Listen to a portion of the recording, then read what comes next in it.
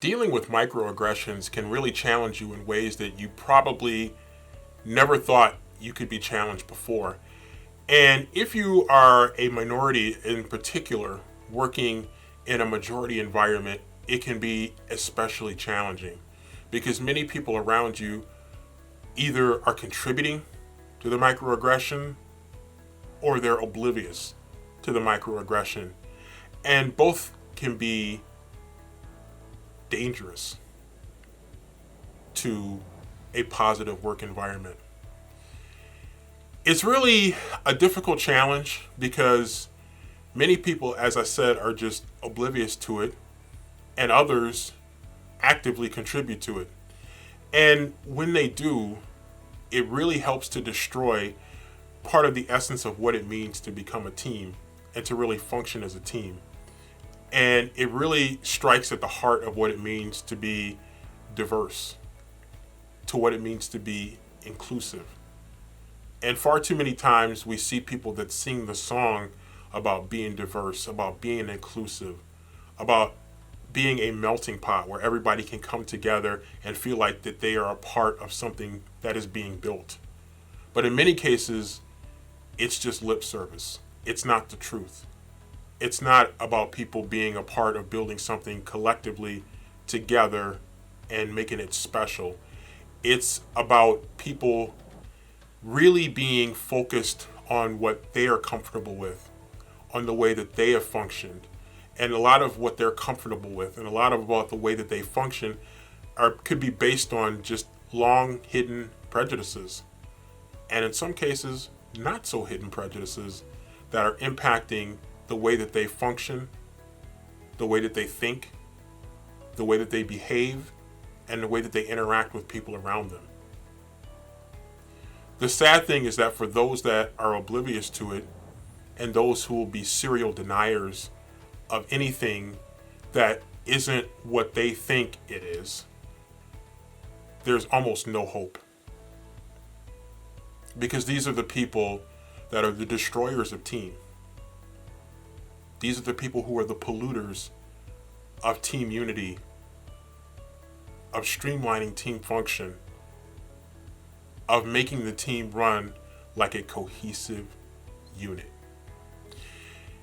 When people do engage in various forms of microaggressions, whether it's intentionally being exclusive, not including people who should be included in certain situations, just automatically arguing with people even when they're making a legitimate point, or in some cases when they're making a rather obvious point. Checking up on people when you know that they're right, but you're looking for a reason to disagree with them, almost as a knee-jerk reaction. The little slick things that sometimes you say about people, either as individuals or as groups. You may not think about yourself as saying it about groups of people, but when you say it to certain individuals and they all happen to be part of the same group, it's the same thing. Whether you believe that or not. It just is.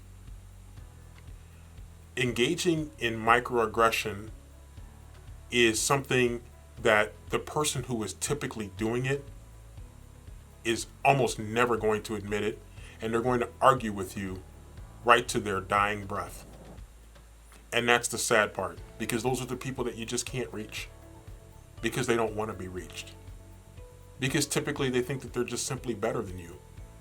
Whether they are or they're not is irrelevant. In their mind, they simply think that they're inherently better than you. It doesn't matter how much you've accomplished. It doesn't matter how far you've climbed.